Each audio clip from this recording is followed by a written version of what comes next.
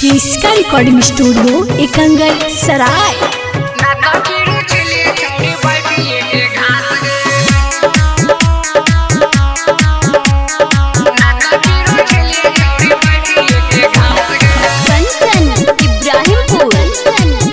presented by किसका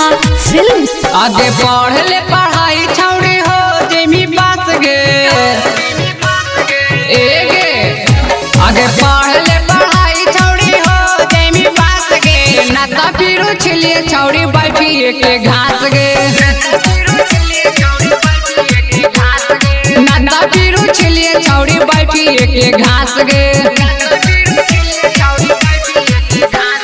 झूठो के समय तू कर नहीं नाच गे झूठो के समय तू कर नहीं नाच गे नाता फिरू छिलिए छौड़ी बैठी के घास गे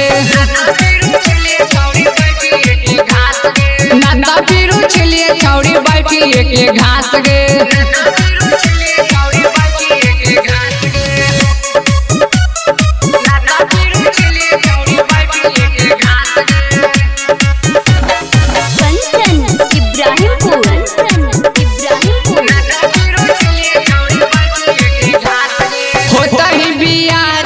जैमी ससुरार के मिलत भतार तोरा न बरगवार गे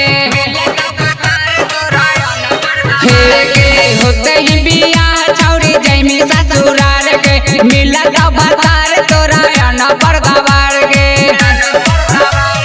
करे ले जिंदगी में तू कुछ खास गे करे ले जिंदगी में तू कुछ खास गे नाता फिरू छिलिए छौरी बैठी के घास गे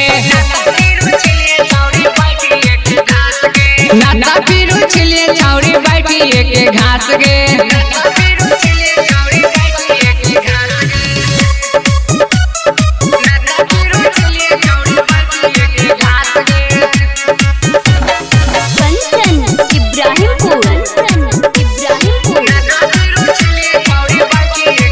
डिम्पल दीवाना के मान जो न बतिया प्रेमी आकाश कहो तोहरे के सथिया